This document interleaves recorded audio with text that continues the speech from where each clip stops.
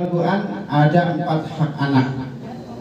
Yang pertama, anak itu sebagai perhiasan, yang tadi ya, sebagai perhiasan kedua orang tuanya, sebagai harum-haruman kedua orang tuanya.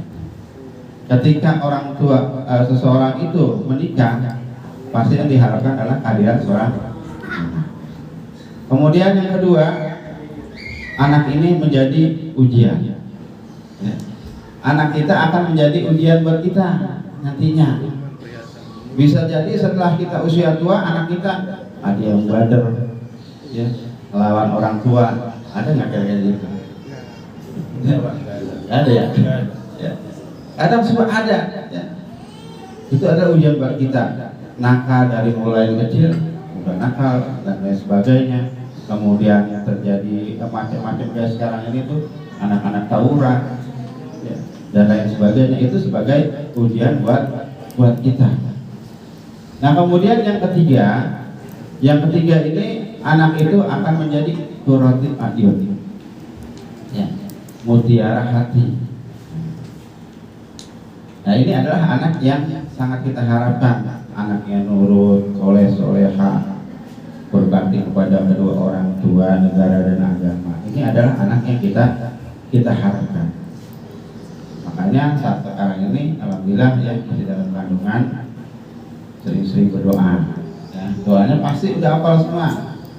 Rabbana hab lana min azwajina wa dzurriyyatina qurrata a'yun waj'alna lil muttaqina imama. Ya, lihat aja klik. Itu sering baca itu.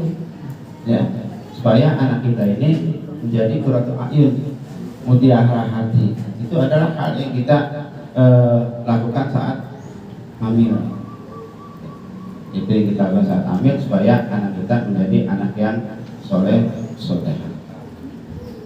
Nah kemudian setelah itu yang terakhir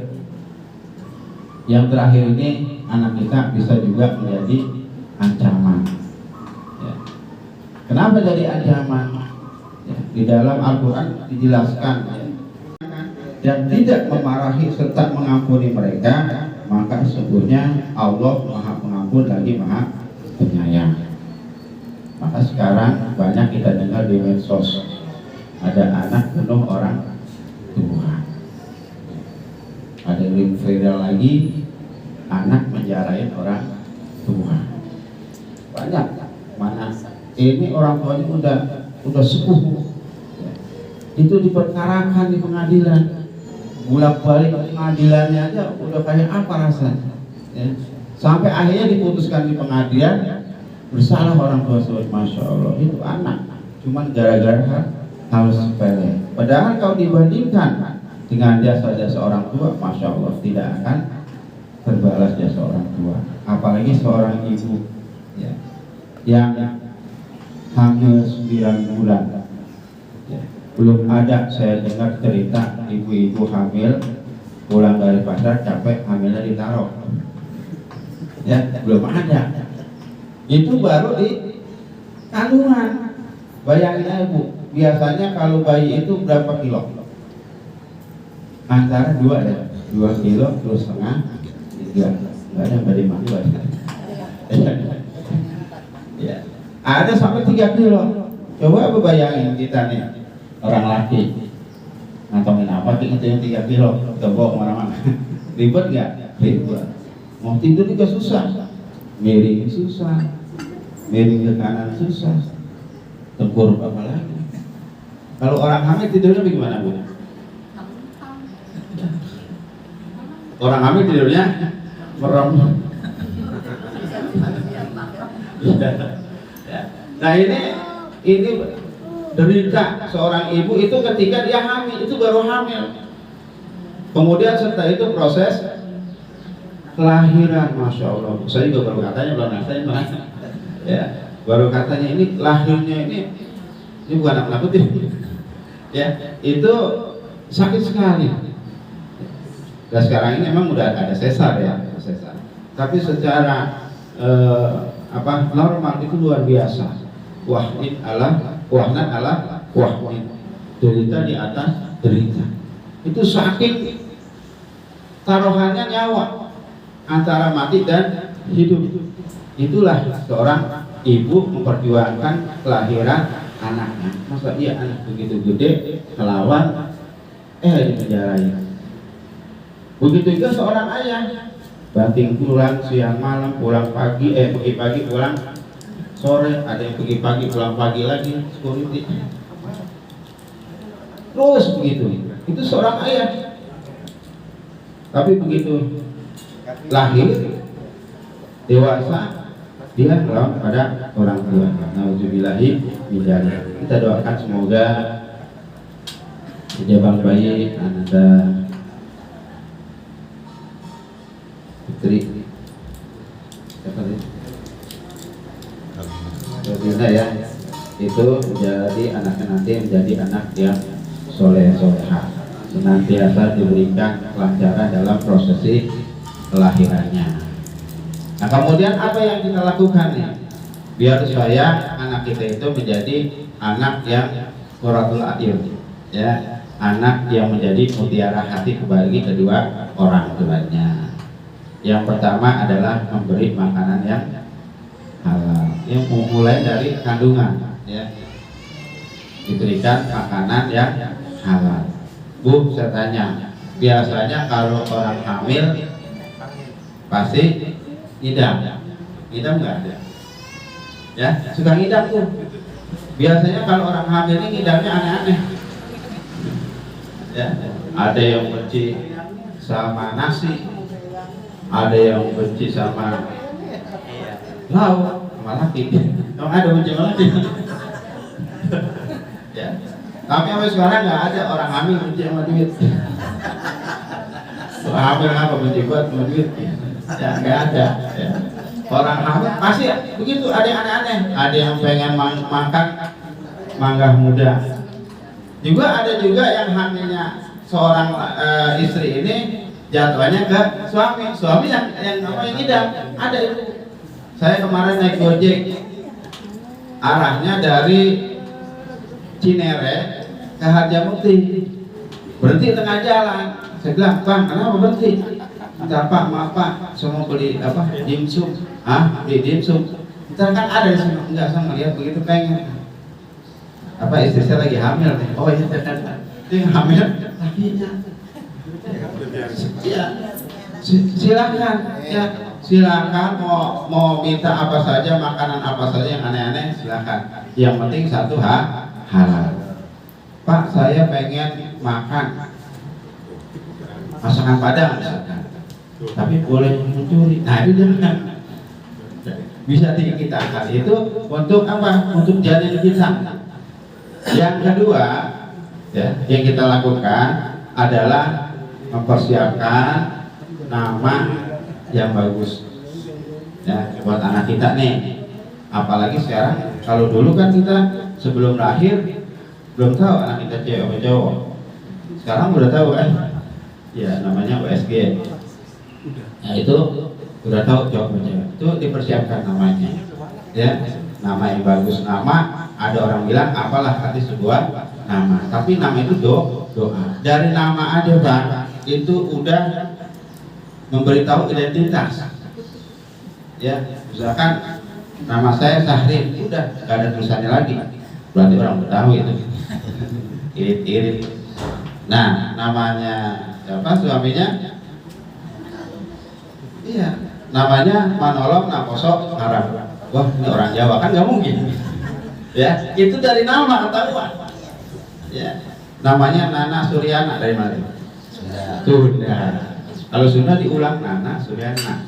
Eti resmi Eti. Nah itu dia. Aja Sunda aja. Ada juga nama siapa? Mariono, dari mana? Ya. Itu dari nama. Asal bisa diketahui dari nama.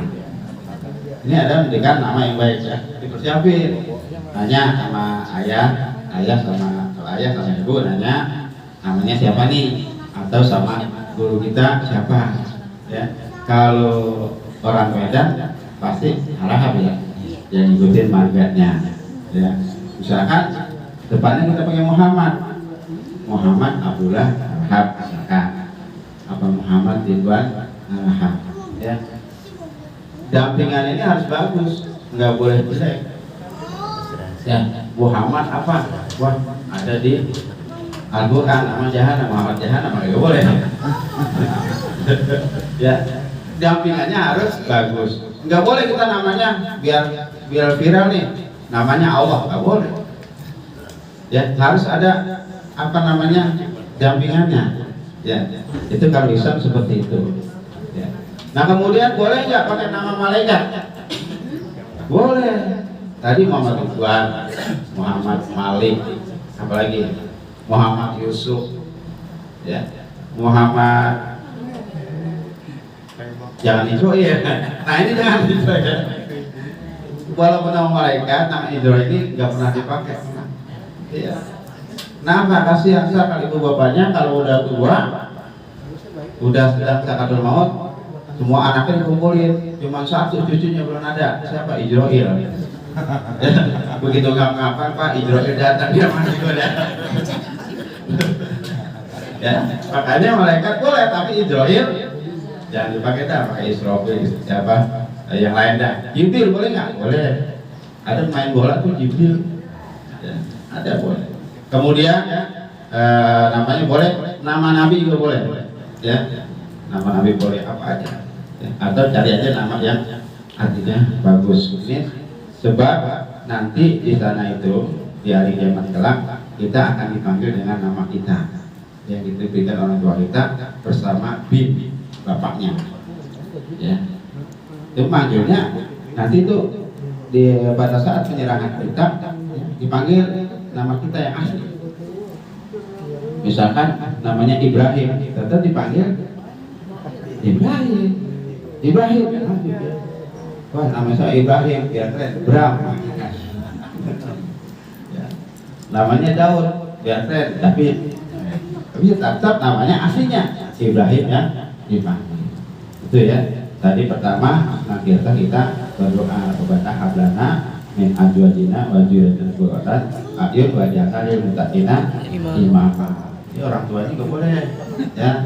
Ditujukan kepada si janin. Kemudian yang kedua memberi makan yang baik, yang halalan, thayyibah. Kemudian yang ketiga yang terakhir begitu anak kita lahir kita mencontohkan anak kita langsung. Karena yang diterima pertama kali adalah dari kedua orang tuanya. Kedua yang mempengaruhi anak kita adalah lingkungan. Yang ketiga adalah sekolah. Ya. Jadi lebih banyak kedua orang tua. Ya. Mudah-mudahan ya janinnya, jaga bayinya, ya, calon anak mereka berdua ini sesuai dengan apa yang diharapkan, lahir dengan sempurna, ya, prosesi kelahirannya juga dilancarkan oleh Allah Subhanahu Wa Taala. Amin ya Allah, ya Rabbal Alamin. Kemudian yang kedua di sini Pak Ferry juga Ananda berdua sekaligus istri rumah ya, istri rumah baru. Jadi kata Nabi ada beberapa hal ada kita mengisi rumah. Pertama memasukinya dengan mengucap salam. Ya. Walaupun di dalam nggak ada orang kita ucapin salam. Karena apa?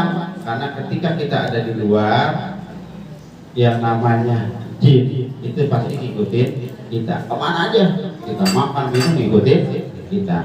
Tapi ketika kita masuk rumah mengucapkan assalamualaikum warahmatullahi wabarakatuh, maka jin tersebut tidak bisa masuk ke dalam rumah. Tuh, ya.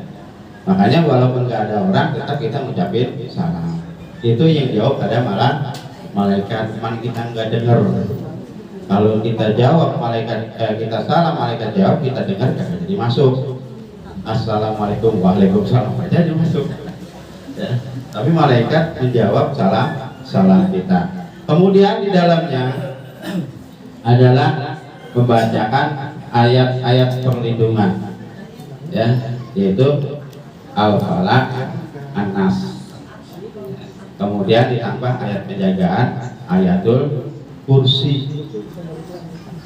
Ada dah ayat yang berisi tauhid adalah al-ikhlas. Nah, itu ya, jadi lengkap. Nanti kita baca tuh rame-rame di sini. Ya. Biar apa? Biar rumah ini membawa berkah, enak didiaminya, rezekinya nambah terus. Ya. Ini karena ini adalah bagian tadi rasa syukur pada Allah Subhanahu wa Ta'ala. Allah Subhanahu wa Ta'ala berfirman di dalam Al-Qur'an surat Ibrahim ayat 7. Wa ista'ajana rabbukum la in sabatum la azidanakum wa la in kafartum inna adabi lasyadid. Kata Allah, barang siapa yang bersyukur atas nikmatku, maka aku akan tambah nikmatnya. Ya, ini adalah bagian rasa syukur, namanya walimatun nafiroh. Kita diundang sama-sama biar ngerasain senangnya. Ya. Wa amma bi nikmati rabbika fahadis, aduha ayat terakhir. Bila mana kamu mendapatkan suatu kenikmatan, maka umumkanlah. Dalam arti kata, ajak saudara, keluarga sama-sama untuk bersenang, ikut bahagia. Ini ada salah satu bagian tadi tanda rasa syukur. Ya, di samping juga kita mengakui bahwa semuanya ini kenikmatan yang kita dapatkan adalah datangnya dari Allah Subhanahu wa Ta'ala. Kemudian kita bahasain lisan kita dengan mengucap alhamdulillahirabbil alamin dan membelanjakan harta atau yang kita dapatkan di jalan Allah yang ridho. Amin ya Allah ya rabbal alamin. Kiranya itu saja ya yang dapat kami sampaikan sedikit tentang kehamilan, kemudian juga tentang rumah baru. Insya Allah nanti kita laksanakan. Satu lagi pantun penutup ya. Burung pipit bulunya coklat, anak manjangan kencang larinya. Walaupun sedikit biar manfaat, kalau kepanjangan bosan dengerinnya.